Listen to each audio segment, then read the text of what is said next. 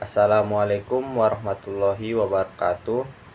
Perkenalkan, nama saya Wahyu Idris Hasibuan dengan NIM 2303200078. Di sini saya akan menjelaskan materi tentang pemetaan stakeholder dan analisis advokasi dalam agribisnis. Nah, di sini saya akan menjelaskan bagian pertama, yaitu identifikasi stakeholder strategis di agribisnis. Nah, secara sederhana, stakeholder dapat kita pahami sebagai individu, kelompok, atau organisasi yang memiliki kepentingan terhadap suatu isu atau yang dapat dipengaruhi oleh kegiatan, keputusan, maupun kebijakan yang berlaku di sektor agribisnis. Definisi ini terdengar luas dan memang sengaja dibuat luas karena kenyataannya ekosistem agribisnis kita melibatkan sangat banyak pihak, mulai dari petani kecil yang berada di sawah, pengusaha besar di kota, hingga pengambil kebijakan di tingkat kementerian. Proses identifikasi stakeholder strategi dengan demikian adalah upaya untuk mengenali secara sistematik pihak-pihak yang memiliki pengaruh signifikan atau kepentingan langsung terhadap isu yang ingin kita advokasikan. Mengapa ini penting? Karena tanpa peta yang jelas tentang siapa berperan sebagai apa, upaya advokasi kita akan berjalan meraba-raba. Energi habis untuk mendekati pihak yang salah, sementara pihak yang sebenarnya paling menentukan justru terlewatkan. Pada bagian tersebut, kita akan menguraikan suatu kelompok strategi kita akan menguraikan satu persatu kelompok strategi stakeholder dalam sektor agribisnis, mulai dari unsur pemerintah, asosiasi, dan organisasi petani, media massa, akademisi, organisasi non-pemerintah, hingga perusahaan besar, baik swasta maupun BUMN. Nah, adapun kelompok yang pertama yaitu pemerintah. Kelompok pertama yang harus kita petakan adalah pemerintah. Pemerintah menempati posisi istimewa karena merekalah yang memiliki kewenangan formal untuk membuat regulasi, mengalokasikan anggaran, dan menetapkan arah kebijakan yang berdampak langsung pada seluruh rantai nilai agribisnis. Nah, mari kita telaah satu persatu kementerian dan lembaga yang relevan. Dimana tadi yang pertama ada Kementerian Pertanian. Lembaga ini bertanggung jawab atas kebijakan dan regulasi yang berlangsung dengan produksi pertanian, ketahanan pangan, serta kesejahteraan petani.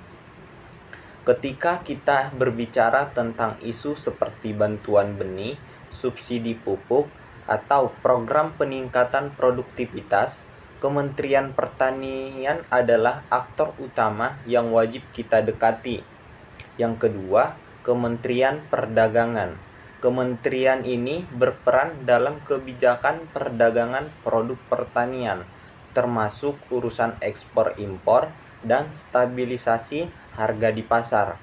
Jika isu advokasi kita menyangkut harga komoditas yang anjlok akibat banjir produk impor, atau sebaliknya soal peluang ekspor, maka Kementerian Perdagangan menjadi mitra dialog yang sangat relevan. Yang ketiga, Kementerian Keuangan. Sebagai pengelola anggaran negara dan kebijakan fiskal, Kementerian Keuangan menentukan hal-hal seperti besaran subsidi pupuk, insentif pajak bagi pelaku usaha agribisnis, hingga alokasi dana desa untuk sektor pertanian. Kebijakan fiskal yang mereka tetapkan bisa menjadi angin segar, tetapi bisa juga menjadi hambatan bagi petani dan pelaku usaha. Yang keempat, Kementerian Lingkungan Hidup dan Kehutanan. Kementerian ini terkait erat dengan isu keberlanjutan penggunaan lahan dan dampak lingkungan dari praktik pertanian. Isu-isu seperti alih fungsi lahan, deforestasi untuk perkebunan, atau penggunaan pestisida yang berlebihan akan selalu bersinggungan dengan kewenangan kementerian ini. Yang kelima, ataupun yang terakhir, Kementerian Koperasi dan UKM. Peran kementerian ini adalah mendukung pengembangan usaha mikro, kecil, dan menengah di sektor agribisnis. Bagi kita yang memperjuangkan penguatan koperasi tani atau usaha rumahan berbasis hasil pertanian, kementerian ini adalah rumah kebijakan yang tepat untuk disasar. Nah, selain 5 kementerian yang sudah saya jelaskan tadi, ada 2 unsur pemerintah lainnya yang tidak kalah penting. Nah, yang perlu kita perhatikan lagi, di mana yang pertama ada Badan Perencanaan Pembangunan Nasional atau Bappenas. Lembaga ini merumuskan rencana pembangunan jangka panjang dan jangka menengah yang mencakup sektor agribisnis. Jika kita ingin isu advokasi kita masuk ke dalam arah pembangunan nasional 5 tahun ke depan, misalnya, maka Bappenas adalah pintu yang perlu kita ketuk. Ya, selanjutnya atau yang kedua, pemerintah daerah, baik di tingkat provinsi maupun kabupaten atau kota, di mana memiliki kewenangan dalam implementasi kebijakan pertanian di tingkat lokal, serta pengelolaan sumber daya daerah.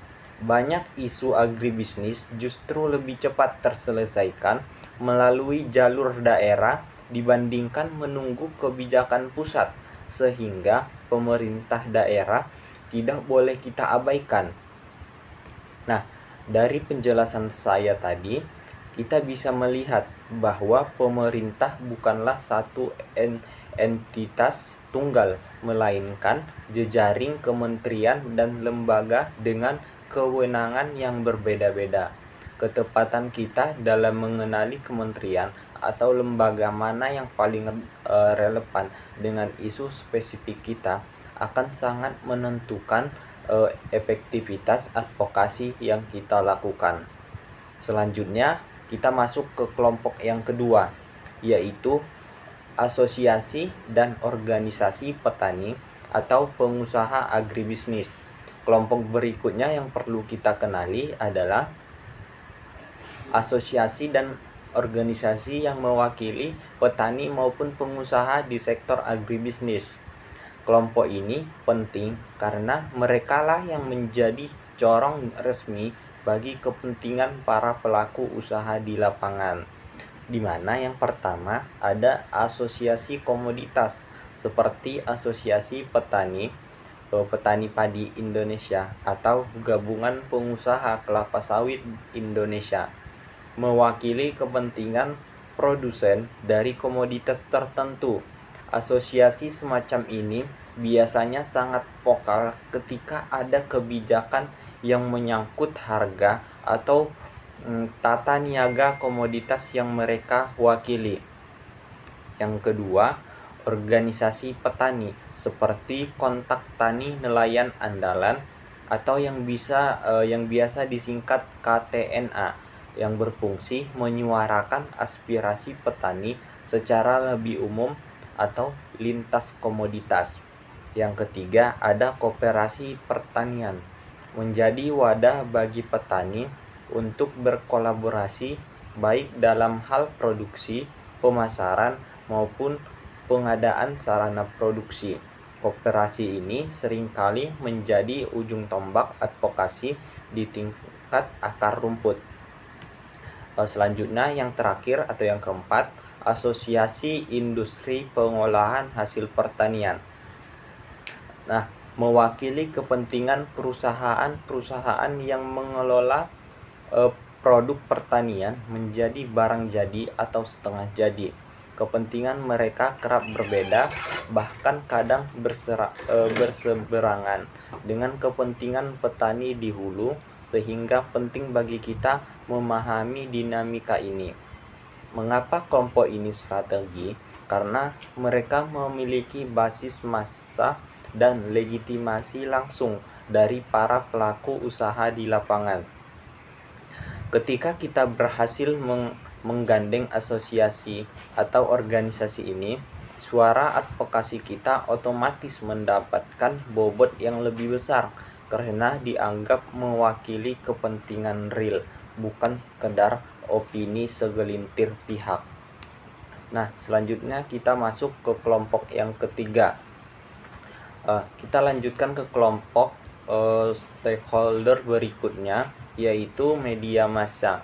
Kelompok ini memegang peran unik karena mereka tidak memiliki kepentingan ekonomi langsung terhadap isu agribisnis, namun memiliki kekuatan besar dalam membentuk opini publik, di mana yang pertama, media cetak seperti koran dan majalah yang memiliki peran dalam membentuk opini publik serta menyampaikan informasi kepada masyarakat luas, meski pembacanya kini menyusut. Media cetak tetap punya kredibilitas dan sering menjadi rujukan pengambil kebijakan. Yang kedua, media elektronik seperti televisi dan radio yang memiliki jangkauan yang luas dan mampu memengaruhi persepsi publik secara signifikan, terutama karena sifatnya yang audio atau visual dan menjangkau khalayak lintas daerah. Yang ketiga atau yang terakhir, media daring, baik portal berita maupun media sosial, memiliki kecepatan penyebaran informasi yang sangat tinggi dan mampu menjangkau audiens secara spesifik sesuai segmentasi. Di era sekarang, satu unggahan viral di media sosial bisa lebih cepat menggerakkan opini publik dibandingkan pemberitaan di media konvensional. Nah, bagi kita yang bergerak dalam advokasi, media massa adalah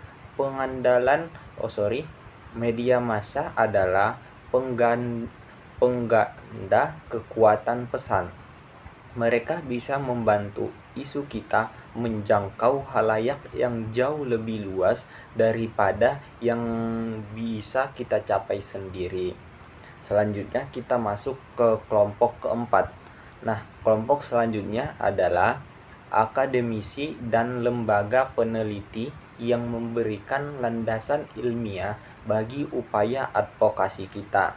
Nah, yang pertama ada universitas, melakukan penelitian dan memberikan analisis ilmiah terkait isu-isu agribisnis. Dukungan dari kalangan akademisi memberikan bobot keilmuan pada argumen advokasi kita. Yang kedua, lembaga penelitian baik milik pemerintah maupun non-pemerintah, menghasilkan data dan rekomendasi kebijakan berdasarkan riset yang mendalam. Data semacam ini sangat berguna untuk memperkuat argumentasi kita di hadapan pengambilan kebijakan.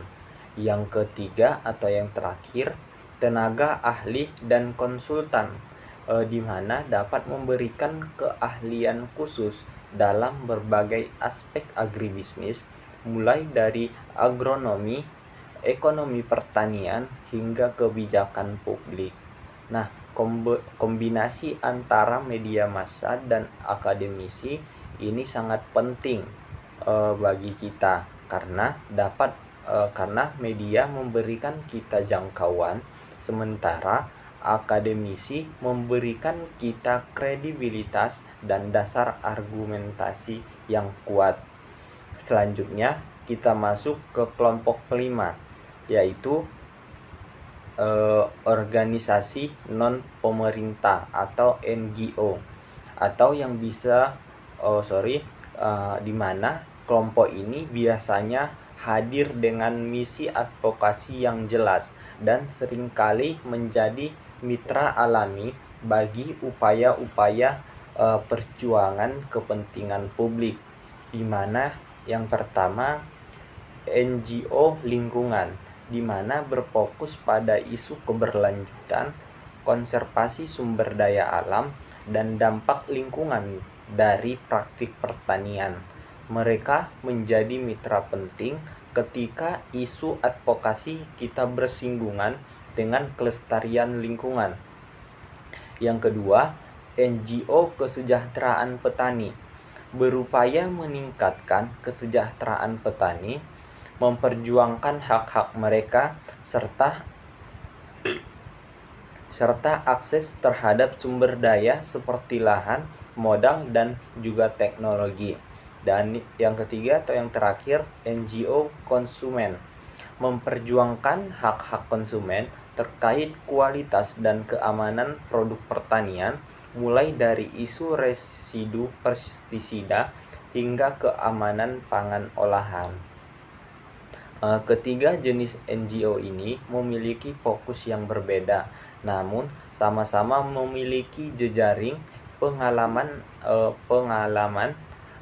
advokasi dan kadang-kadang akses pendanaan yang bisa memperkuat gerakan kita. Selanjutnya kita masuk ke kelompok keenam. Nah, ataupun kelompok terakhir dalam pemetaan stakeholder adalah perusahaan besar, baik yang berstatus swasta maupun badan usaha milik negara. Kelompok ini memiliki pengaruh besar karena mengendalikan sumber daya ekonomi dalam jumlah yang signifikan. Yang pertama, perusahaan input pertanian seperti produsen pupuk, pestisida, dan juga benih, di mana memiliki pengaruh besar dalam penyediaan sarana produksi yang menjadi kebutuhan dasar petani. Yang kedua, perusahaan pengolahan hasil pertanian skala besar yang berperan dalam penyerapan produk pertanian dan turut membentuk struktur pasar. Keputusan mereka dalam menentukan harga beli, misalnya, sangat memengaruhi pendapatan petani di hulu. Yang ketiga, perusahaan retail dan distribusi, di mana memengaruhi akses pasar serta harga produk pertanian di tingkat konsumen akhir. Dan yang keempat atau yang terakhir, BUMN pangan, yang memiliki peran strategis dalam stabilisasi harga dan pengelolaan stok pangan nasional, terutama untuk komoditas-komoditas strategis seperti beras, gula, dan juga jagung. Dengan pemetaan keenam kelompok stakeholder secara lengkap sampai ke pemerintahan, asosiasi dan organisasi petani, media massa, akademisi, organisasi non-pemerintah, serta perusahaan besar, kita sudah memiliki gambaran menyeluruh tentang siapa saja aktor yang perlu kita libatkan dalam upaya advokasi kita. Nah, langkah berikutnya adalah bagaimana kita merangkai hubungan dengan mereka menjadi sebuah koalisi yang solid.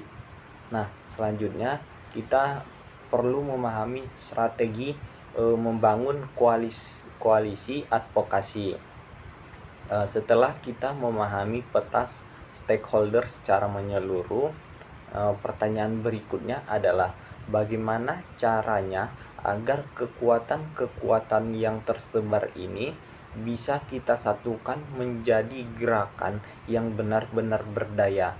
Jawabannya adalah pada konsep koalisi advokasi.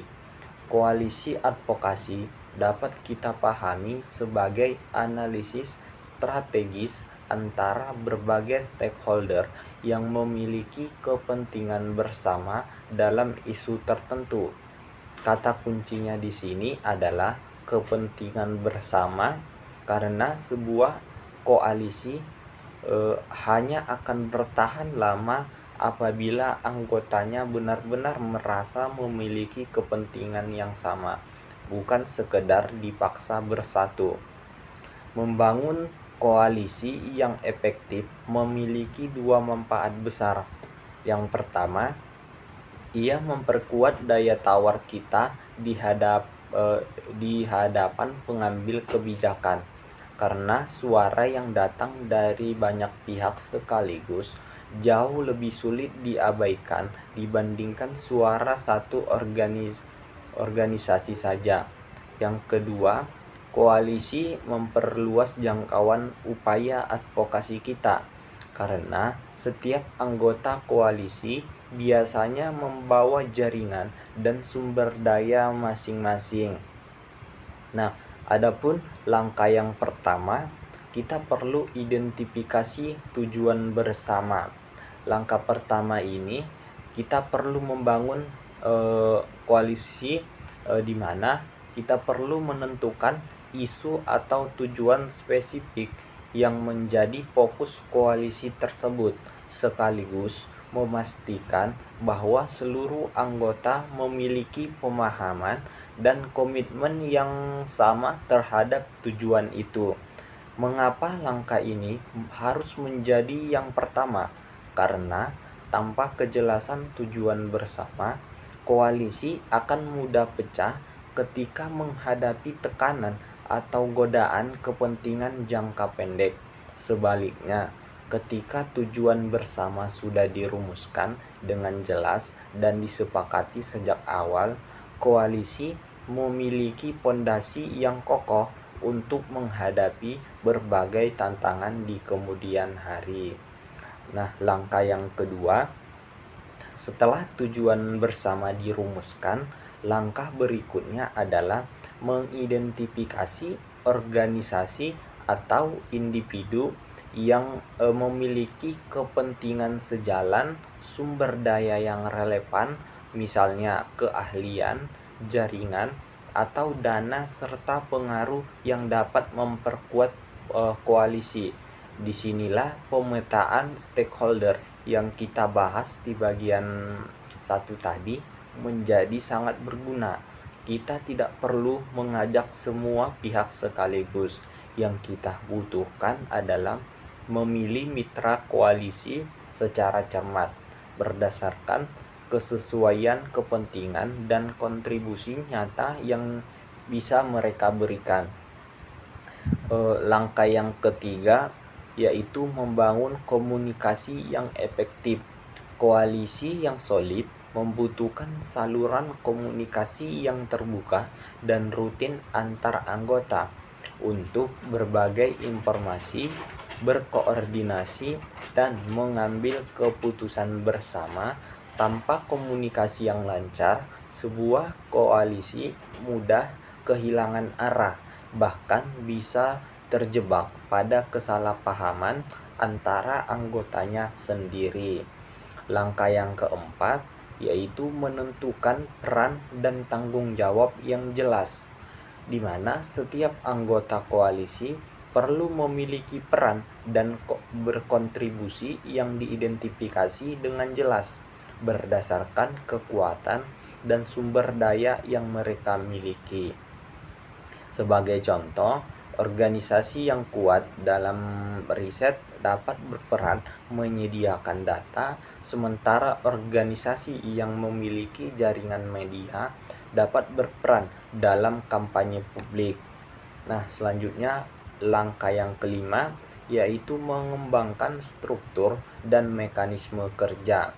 Koalisi juga perlu menetapkan bagaimana ia akan beroperasi sehari-hari, termasuk proses pengambilan keputusan, pengelolaan keuangan apabila ada, serta mekanisme evaluasi kegiatan secara berkala. Struktur yang jelas mencegah koalisi berjalan secara serampangan dan memastikan akuntabilitas di antara para anggotanya. Selanjutnya langkah yang keenam, membangun kepercayaan dan hubungan baik. Kepercayaan adalah perekat utama sebuah koalisi. Kita perlu mendorong terciptanya kolaborasi yang positif dan saling menghormati di antara anggota koalisi. Karena tanpa kepercayaan, kerjasama sebesar apapun akan rapuh dan mudah runtuh saat menghadapi tekanan. Selanjutnya, langkah yang ketujuh, memanfaatkan kekuatan dari jaringan masing-masing anggota. Setiap anggota koalisi membawa sumber daya dan pengaruhnya masing-masing. Tugas kita adalah menggabungkan seluruh sumber daya dan pengaruh itu secara sinergis sehingga tujuan advokasi yang lebih besar dapat tercapai. Sesuatu yang mustahil dilakukan seandainya kita bergerak sendiri. Nah, selanjutnya langkah yang ke-8 yaitu fleksibilitas dan adaptasi. Koalisi yang baik juga harus bersedia menyesuaikan strategi dan taktiknya sesuai dengan perkembangan situasi dan tantangan yang dihadapi. Dunia advokasi tidak pernah statis. Kebijakan bisa berubah, dinamika politik bisa bergeser, dan koalisi yang kaku justru berisiko tertinggal atau kehilangan momentum. Selanjutnya, langkah yang ke-9, membangun kesadaran dan dukungan publik bersama. Langkah terakhir kita yaitu mengkoordinasikan upaya komunikasi publik antar anggota koalisi agar pesan advokasi yang disampaikan menjadi lebih kuat dan konsisten. Ketika seluruh anggota koalisi menyuarakan pesan yang sama secara serentak, dampaknya terhadap opini publik jauh lebih besar dibandingkan jika masing-masing bergerak sendiri-sendiri dengan pesan yang berbeda-beda. Nah, 9 langkah inilah yang menjadi kerangka kita dalam membangun koalisi advokasi yang kuat dan berkelanjutan di sektor agribisnis. Nah, selanjutnya kita akan membahas analisis kepentingan dan pengaruh stakeholder.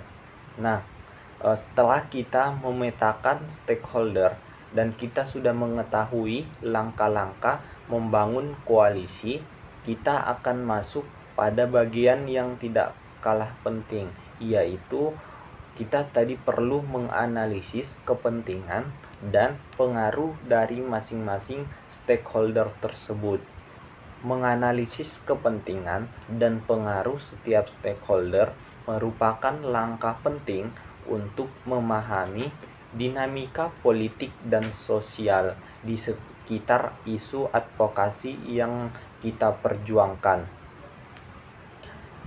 Melalui analisis ini, kita dapat mengidentifikasi siapa yang berpotensi menjadi sekutu, siapa yang mungkin akan menjadi penentang, serta bagaimana cara terbaik untuk berinteraksi dengan masing pihak tersebut. Dengan kata lain, analisis ini adalah semacam radar yang membantu kita membaca medan sebelum melangkah lebih jauh, sehingga strategi advokasi yang kita susun benar-benar tepat sasaran. Nah, selanjutnya kita masuk ke bagian kebijakan lingkungan dan pengaruh pada bisnis. Ada dua dimensi utama, kepentingan dan pengaruh. Untuk melakukan analisis stakeholder secara sistematis, ada dua dimensi utama yang perlu kita perhatikan, yaitu kepentingan stakeholder dan pengaruh stakeholder. Kita akan menjelaskan satu persatu, di mana Yang pertama tadi, kepentingan stakeholder merupakan upaya kita mengidentifikasi apa yang menjadi perhatian utama setiap stakeholder terkait isu yang diadvokasikan. Kepentingan ini bersifat ekonomi, sosial, politik, ataupun lingkungan. Dengan memahami kepentingan masing-masing stakeholder, kita dapat merumuskan pesan advokasi yang benar-benar relevan dan menarik bagi mereka, bukan pesan generik yang terasa jauh dari kepentingan mereka sehari-hari. Yang kedua, pengaruh stakeholder adalah upaya kita mengukur kemampuan setiap stakeholder untuk memengaruhi kebijakan, keputusan, atau opini publik. Pengaruh ini dapat berasal dari posisi formal, misalnya jabatan di pemerintahan, dari sumber daya ekonomi yang mereka kuasai, dari jaringan yang luas, atau dari legitimasi yang mereka miliki di mata masyarakat. Kedua dimensi inilah yang kemudian menjadi dasar bagi sebuah alat analisis yang sangat populer digunakan dalam dunia advokasi, yaitu matriks pemetaan stakeholder. Nah, kita akan menjelaskan matriks pemetaan stakeholder. Matriks pemetaan stakeholder adalah salah satu alat yang paling umum digunakan untuk memvisualisasikan posisi setiap stakeholder, di mana matriks ini biasanya membagi stakeholder berdasarkan dua dimensi yang sudah kita bahas tadi, di mana dimensi yang pertama adalah dimensi kepentingan, atau dalam bahasa Inggris disebut interest atau stake, yaitu untuk mengukur seberapa besar kepentingan stakeholder terhadap isu tersebut, apakah tinggi atau rendah. Yang kedua, dimensi pengaruh atau influences dan juga power, yaitu untuk mengukur seberapa besar kekuatan atau kemampuan stakeholder untuk memengaruhi hasil dari isu tersebut, apakah tinggi atau rendah. Ketika kedua dimensi ini kita gabungkan dalam sebuah bidang, kita akan mendapatkan 4 kuadrat atau 4 kategori stakeholder yang masing-masing membutuhkan pendekatan berbeda. Nah, kita akan membahas keempatnya tadi, di mana saya akan menjelaskan satu persatu yang dari keempat kategori stakeholder berdasarkan matriks tadi, di mana kuadrat yang pertama adalah hing power dan hing interest atau pemain kunci, di mana stakeholder dalam kategori ini memiliki pengaruh besar sekaligus kepentingan yang tinggi terhadap isu kita. Mereka perlu dikelola dengan hati-hati dan dilibatkan secara aktif dalam seluruh proses advokasi. Prioritas utama kita terhadap kelompok ini adalah membangun hubungan yang kuat dan saling menguntungkan, karena dukungan mereka bisa menjadi penentu keberhasilan, sementara penolakan mereka bisa menjadi hambatan besar. Nah, selanjutnya kuadran kedua, hing power dan low interest atau pengambil keputusan potensial. Stakeholder dalam kategori ini memiliki kekuatan besar untuk memengaruhi hasil, namun belum tentu tertarik pada isu yang sedang kita perjuangkan. Terhadap kelompok ini, strategi kita adalah berupaya membuat mereka tertarik atau menunjukkan relevansi isu kita dengan kepentingan mereka yang lebih luas, sehingga mereka bersedia meluangkan perhatian dan dukungannya. Dua kuadran pertama ini menunjukkan betapa pentingnya kekuatan atau power dalam menentukan prioritas pendekatan kita. Namun, jangan lupakan dua kuadran berikutnya yang meskipun kekuatannya lebih terbatas, tetap memiliki peran strategis, di mana kuadran ketiga adalah low power dan high interest atau pendukung potensial. Stakeholder dalam kategori ini sangat terkait dengan isu yang kita perjuangkan, namun memiliki pengaruh yang terbatas secara langsung terhadap kelompok ini. Kita perlu melibatkan mereka dalam aksi-aksi advokasi, memberikan informasi secara rutin, serta memberdayakan mereka agar dapat menyuarakan dukungan secara lebih luas.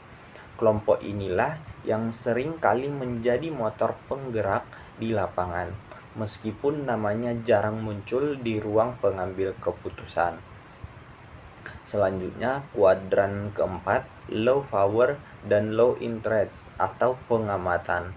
Stakeholder dalam kategori ini memiliki kepentingan dan pengaruh yang sama-sama rendah terhadap isu kita. Terhadap kelompok ini, cukup kita monitor perkembangannya dan memberikan informasi seperlunya, tanpa perlu menjadikan mereka fokus utama dari upaya advokasi kita. Mengingat sumber daya kita terbatas, perlu dialokasikan secara efisien. Dengan memahami keempat kuadran ini, kita dapat menyusun strategi pendekatan yang berbeda-beda untuk setiap kelompok stakeholder, sehingga sinergi dan sumber daya advokasi kita dapat digunakan secara lebih tepat sasaran, tidak asal disebar merata ke semua pihak. Selanjutnya kita akan di sini saya akan membahas pada bagian selanjutnya, yaitu analisis SWOT stakeholder. Sebagai pelengkap dari matriks pemetaan stakeholder, ada satu alat analisis tambahan yang bisa kita gunakan, yaitu analisis SWOT dari perspektif stakeholder. Analisis SWOT stakeholder adalah upaya menganalisis kekuatan atau strengths, kelemahan atau weakness, peluang atau opportunity, dan ancaman atau threats dari sudut pandang masing-masing stakeholder. Pendekatan ini memberikan wawasan yang lebih mendalam tentang bagaimana setiap stakeholder mungkin bereaksi terhadap upaya advokasi yang kita lakukan. Sebagai gambaran, ketika kita menganalisis sebuah asosiasi petani, misalnya kita bertanya, apa kekuatan mereka? Mungkin basis massa yang besar. Misalnya kita bertanya, apa kekuatan mereka, dan mungkin basis massa yang besar. Kemudian, apa kelemahan mereka? Apakah mungkin keterbatasan pendanaan? Selanjutnya, apa peluang yang bisa mereka manfaatkan? Mungkin momentum kebijakan yang sedang berjalan, dan apa ancaman yang mereka hadapi? Mungkin tekanan dari kelompok kepentingan lain. Dengan memahami keempat aspek ini, setiap stakeholder kunci, kita dapat memperkirakan langkah apa yang mungkin mereka ambil, dan menyiapkan strategi advokasi yang lebih matang. Kombinasi antara matriks pemetaan stakeholder dan analisis SWOT stakeholder ini menjadikan pemahaman kita terhadap medan advokasi menjadi lebih utuh. Kita tidak hanya tahu di mana posisi setiap stakeholder, tetapi juga memahami apa yang mendorong dan menghambat mereka. Selanjutnya, di sini saya menjelaskan contoh penerapan dalam isu nyata agar pembahasan kita tidak hanya berhenti sebagai konsep di atas kertas. Di sini saya akan memberikan satu contoh sederhana penerapannya menggunakan isu yang cukup sering kita dengar, yaitu kenaikan harga pupuk bersubsidi bagi petani kecil. Langkah pertama tentu saja identifikasi stakeholder. Dalam isu ini, Kementerian Pertanian dan Kementerian Keuangan jelas menjadi aktor pemerintah utama karena mereka yang menentukan besaran subsidi. Di sisi lain, asosiasi dan koperasi tani menjadi representasi suara petani di lapangan, sementara perusahaan produsen pupuk berperan sebagai penyedia input produksi. Media massa dapat kita libatkan untuk mengangkat isu ini ke ruang publik, sementara akademisi pertanian dapat memberikan data mengenai dampak kenaikan harga pupuk terhadap produktivitas dan pendapatan petani. Selanjutnya, langkah kedua, kita terapkan matriks pemetaan stakeholder. Kementerian Keuangan, misalnya, bisa kita tempatkan pada kuadran Hing Power Low Interest karena mereka memiliki kewenangan besar atas anggaran subsidi. Namun isu pupuk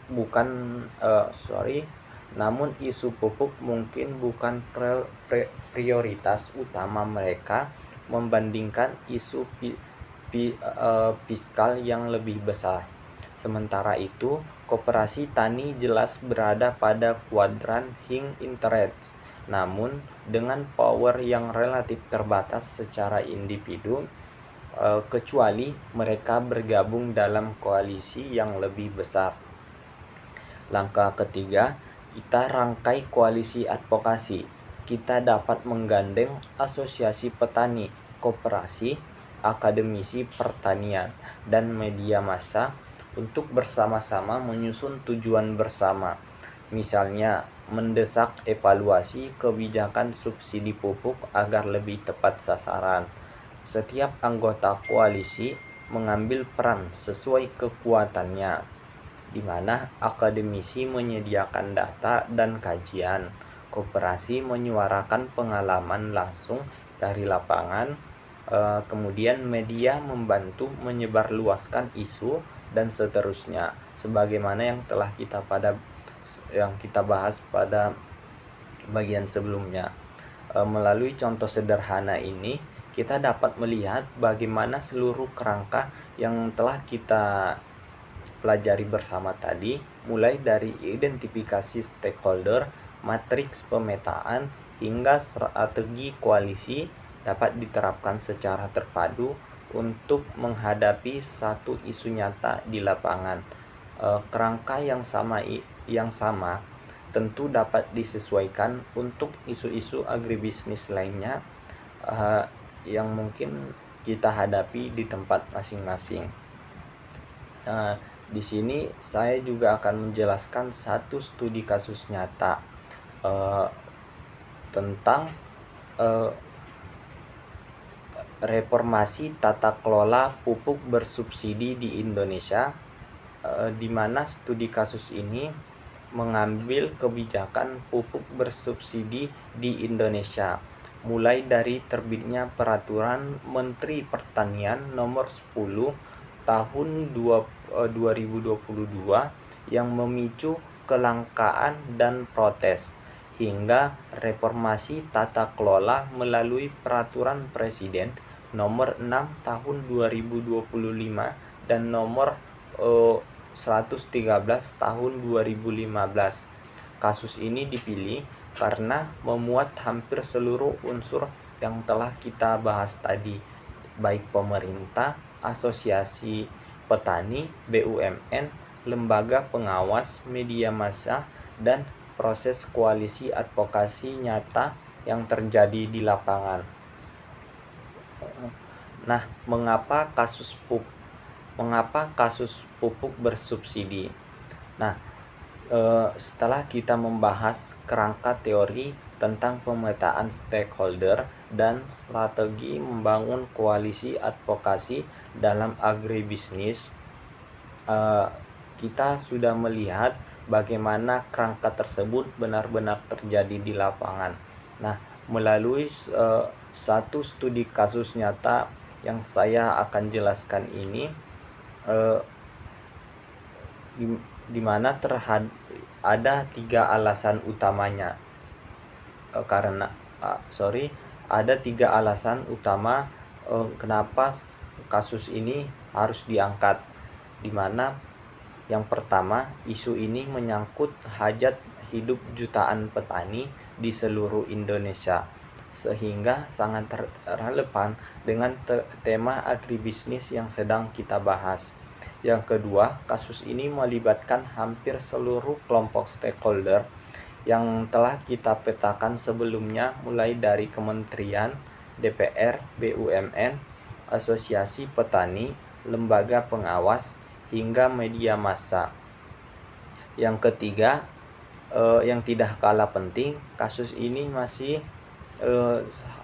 terbaru atau terus bergulir hingga akhir tahun 2025, sehingga benar-benar mencerminkan dinamika kebijakan agribisnis yang sedang kita hadapi, bukan yang cerita lama.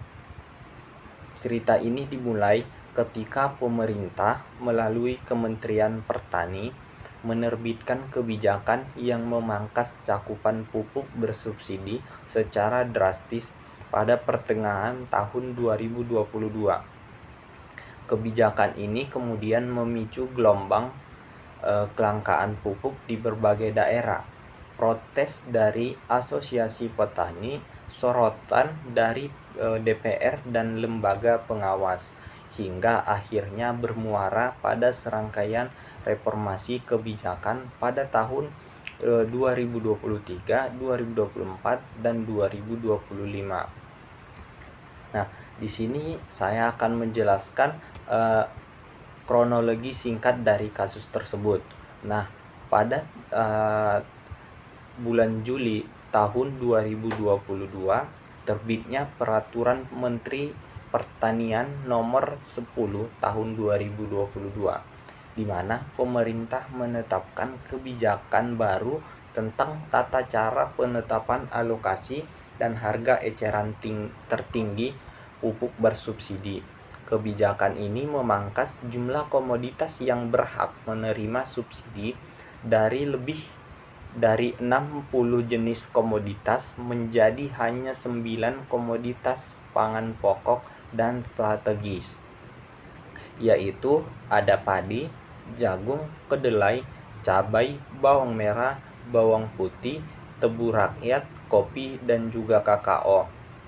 Jenis pupuk yang disubsidikan juga dipangkas dari 6 jenis menjadi hanya 2 jenis, yaitu urea dan NPK. Pemerintah beralasan kebijakan ini perlu karena harga dan stabilitas pupuk dunia terguncang akibat konflik Rusia dan Ukraina, mengingat kedua negara tersebut merupakan pemasok utama unsur fosfat dan kalium untuk produksi pupuk dunia.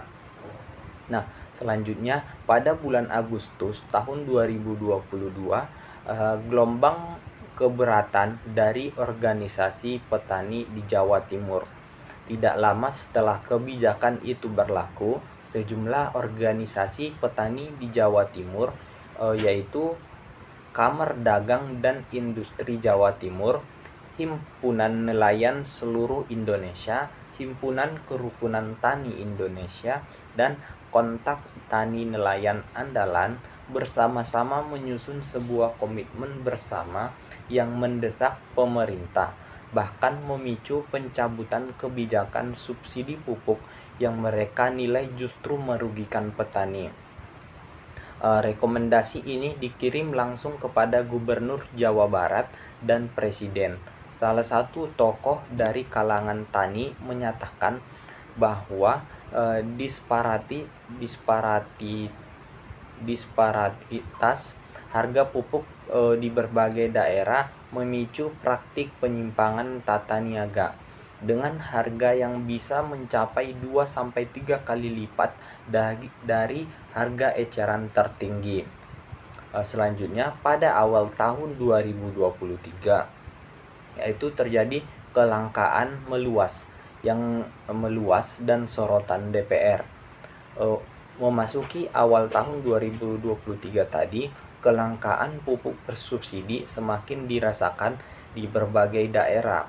Ketua Komisi 4 DPR RI yang membidangi urusan pertanian secara terbuka menyatakan bahwa akar masalahnya adalah kesenjangan antara alokasi subsidi yang ditetapkan pemerintah sekitar 7,8 juta ton pada tahun 2023 dengan kebutuhan real yang diusulkan petani yang mencapai sekitar 23 juta ton. Kesenjangan besar inilah yang disebut sebagai sumber kegaduhan di lapangan. Selanjutnya, pada bulan Februari tahun 2023, adanya temuan dan rekomendasi Ombudsman Republik Indonesia. Ombudsman turun tangan melakukan kajian atas tata kelola pupuk bersubsidi. Ombudsman menyoroti akar persoalan pada sisi tata kelola, termasuk akurasi data petani penerima subsidi, mekanisme pendaftaran melalui sistem informasi manajemen penyuluh pertanian, serta perlunya digitalisasi dan penguatan komunikasi antara Kementerian Petani, penguatan komunitas antara Kementerian Pertanian, PT Pupuk Indonesia, himpunan bank milik negara, serta kios-kios penyalur di tingkat lapangan. Nah, selanjutnya pada akhir tahun 2023 yaitu terjadi simplifikasi akses melalui KTP. Menanggapi keluhan petani yang kesulitan mengakses pupuk bersubsidi melalui kartu tani, Menteri Pertanian yang baru merevisi Peraturan Menteri Pertanian Nomor 10 Tahun 2022 sehingga petani yang telah terdaftar dapat menebus pupuk bersubsidi cukup dengan menunjukkan kartu tanda penduduk tanpa harus bergantung sepenuhnya pada kartu tani yang selama ini menjadi salah satu sumber hambatan di lapangan. Selanjutnya pada tahun 2024 sampai 2025 yaitu terjadi reformasi besar melalui peraturan presiden. Puncak dari rangkaian reformasi ini terjadi ketika pemerintah menerbitkan peraturan presiden nomor 6 tahun 2025 tentang tata kelola pupuk bersubsidi yang kemudian direvisi kembali melalui peraturan presiden nomor 113 tahun 2025. Regulasi terbaru ini mengubah arah kebijakan dari skema subsidi pada hasil menjadi skema subsidi pada sasaran produksi yang lebih berkelanjutan, sekaligus membuka peluang ekspor pupuk non-subsidi bagi industri dalam negeri. Nah, selanjutnya kita akan membahas tentang memetakan stakeholder dalam kasus ini, di mana mari kita terapkan kerangka pemetaan stakeholder yang telah kita pelajari sebelumnya ke dalam kasus nyata ini, sehingga kita bisa melihat hampir seluruh kelompok stakeholder yang kita bahas pada materi-materi sebelumnya benar-benar hadir dan berperan dalam dinamika kebijakan pupuk bersubsidi. Yang pertama dari unsur pemerintah. Yang pertama Kementerian Pertanian sebagai pemenang kewenangan utama dan menerbitkan serta kemudian merevisi peraturan tentang alokasi dan harga eceran tertinggi pupuk bersubsidi, termasuk menetapkan 9 komoditas prioritas dan 2 jenis pupuk yang disubsidi. Yang kedua, dari Kementerian Keuangan yang berperan dalam penyedia anggaran subsidi yang menurut catatan mencapai sekitar 33 triliun rupiah per tahun, bahkan meningkat menjadi 46 triliun rupiah pada tahun 2026, sehingga menjadikan subsidi pupuk sebagai salah satu subsidi non sampai energi terbesar dalam struktur anggaran negara. Yang ketiga, dari Kementerian Perdagangan, yaitu menerbitkan aturan pelaksanaan terkait pengadaan dan penyaluran pupuk bersubsidi, termasuk mekanisme surat perjanjian jual beli antara holding BUMN pupuk dengan para penyalur di lapangan. Selanjutnya, dari PT Pupuk Indonesia atau Persero sebagai BUMN pangan atau BUMN industri strategis yang bertindak sebagai pelaksana pengadaan dan distribusi pupuk bersubsidi ke seluruh Indonesia, sekaligus menjadi pihak yang paling sering disoroti ketika terjadi kelangkaan atau keterlambatan pasokan di lapangan. Selanjutnya yang kelima, ada DPR RI, khususnya Komisi 4 yang berperan sebagai pengawas kebijakan dan penyalur aspirasi masyarakat kepada pemerintah, sebagaimana terlihat dari pernyataan terbuka Ketua Komisi 4 mengenai kesenjangan antara alokasi dan kebutuhan pupuk bersubsidi. Selanjutnya yang keenam, ada tadi Ombudsman Republik Indonesia yang berperan sebagai lembaga pengawasan pelayanan publik yang melakukan kajian independen dan memberikan rekomendasi perbaikan tata kelola sehingga sebuah peran yang dalam kerangka pemetaan stakeholder dapat kita golongkan sebagai representasi kepentingan konsumen dan publik terhadap layanan pemerintah. Nah, selanjutnya tentang asosiasi dan organisasi petani, di mana yang pertama itu ada Kontak Tani Nelayan Andalan atau KTNA, hadir dalam 2 fase yang berbeda. Nah, pada tahun 2022 pada cabang Jawa Timur yang menjadi salah satu organisasi yang mendesak pencabutan kebijakan subsidi yang dirasakan merugikan petani. Sementara pada akhir tahun 2025 KTNA di tingkat pusat justru menyatakan dukungan terhadap arah reformasi kebijakan yang baru, sembari tetap menyampaikan rekomendasi perbaikan seperti penyempurnaan data digital dan penguatan pengawasan partisipasi oleh kelompok tani. Yang kedua, ada Himpunan Kerukunan Tani Indonesia atau HKTI yang turut menjadi salah satu suara advokasi utama, baik ketika menyoroti dampak pengurangan jenis pupuk bersubsidi pada tahun 2022 maupun ketika memberikan apresiasi serta catatan perbaikan terhadap regulasi baru pada tahun 2025, termasuk mengusulkan penguatan koperasi desa dan peran penyuluhan pertanian.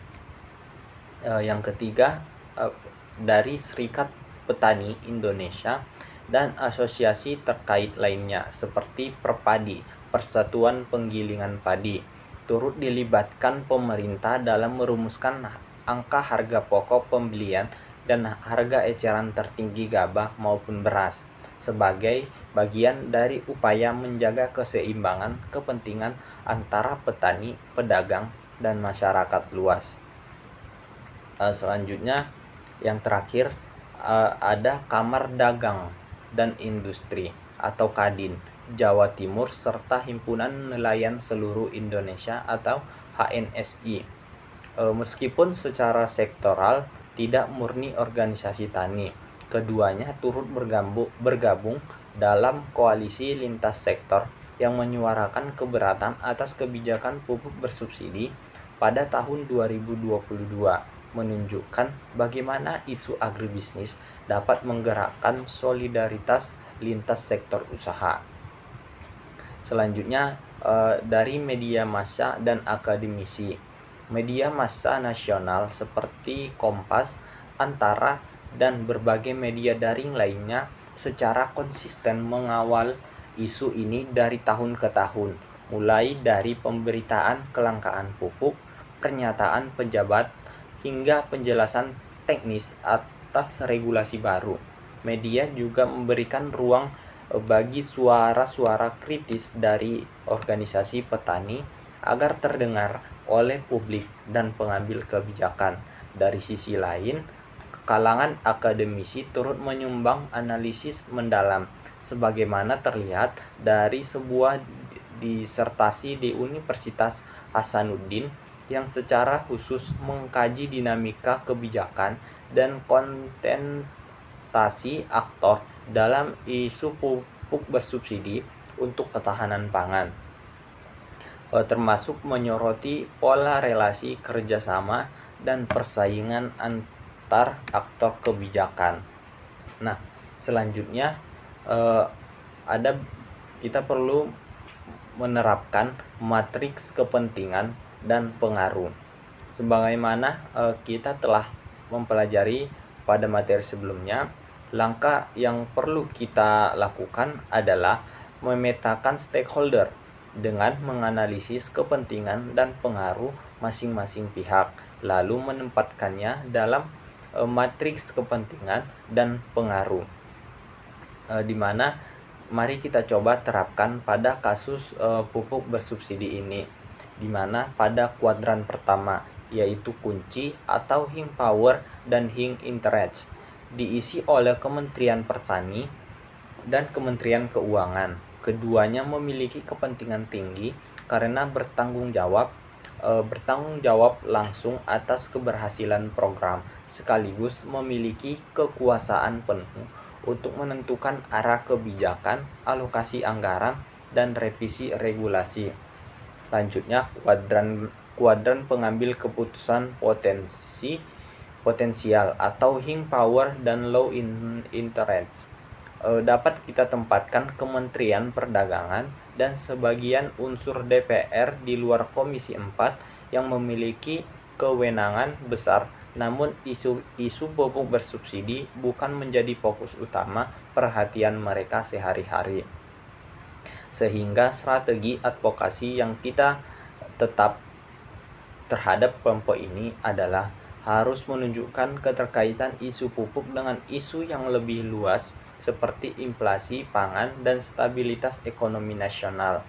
Selanjutnya ada kuadran pendukung potensial atau Low Power dan Hing Interest. Inilah rumah bagi KTNA, HKTI, Serikat Petani Indonesia, dan koperasi-koperasi tani di tingkat lokal. Mereka sangat berkepentingan langsung terhadap isu ini karena menyangkut hidup dan usaha tani mereka sehari-hari. Namun secara individu, kekuatan mereka untuk mengubah kebijakan nasional relatif terbatas. Justru karena itulah strategi mereka yang paling rasional adalah membangun koalisi lintas sampai organisasi seperti yang terjadi di Jawa Timur pada tahun 2022, agar suara mereka memiliki daya dorong yang lebih besar. Selanjutnya dari kuadran pengamat atau Low Power atau Low Interest, di mana dapat kita isi dengan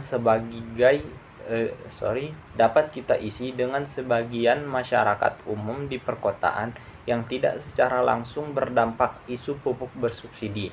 Mereka pada akhirnya tetap berpengaruh secara tidak langsung, yaitu melalui harga pangan di pasar. Nah, kita juga melihat Ombudsman Republik Indonesia sebagai contoh menarik dari stakeholder, dengan pengaruh yang bersifat tidak langsung namun kuat, karena mereka tidak memiliki kewenangan eksklusif untuk mengubah kebijakan, tetapi rekomendasi mereka memiliki legitimasi tinggi di mata publik dan sering menjadi rujukan bagi perbaikan tata kelola ini, untuk menunjukkan bahwa pengaruh sebuah stakeholder tidak selalu berasal dari kekuatan formal semata, melainkan bisa juga berasalkan dari kredibilitas dan legitimasi yang mereka bangun. Selanjutnya saya akan menjelaskan contoh penerapan analisis SWOT stakeholder. Nah, setelah matriks kepentingan dan pengaruh, pada bagian selanjutnya di sini saya akan membahas analisis alat analisis tambahan berupa SWOT dari sudut pandang stakeholder. Sebagai ilustrasi mereka, kita coba terapkan analisis ini pada salah satu stakeholder kunci dalam kasus yang kita jelaskan ini, yaitu kontak tani nelayan andalan atau KTNA sebagai representasi organisasi petani akar rumput. Di mana yang pertama dari segi kekuatan atau strength. KTNA memiliki jejaring yang luas hingga sekitar 30 kantor perwakilan di berbagai daerah, sehingga mampu memberikan gambaran kondisi lapangan secara nasional.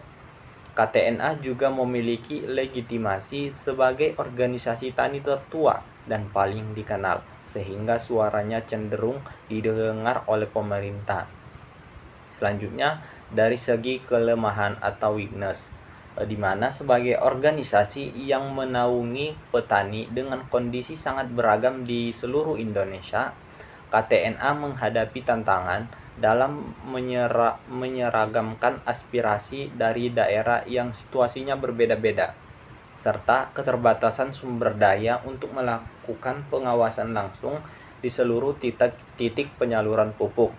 Selanjutnya, dari segi peluang atau opportunity, di mana momentum reformasi kebijakan melalui Peraturan Presiden Nomor 113 Tahun 2025 membuka ruang partisipasi baru bagi KTNA, misalnya melalui usulan agar kelompok tani diberikan mandat resmi dalam verifikasi data dan pengawasan penyaluran pupuk di tingkat desa.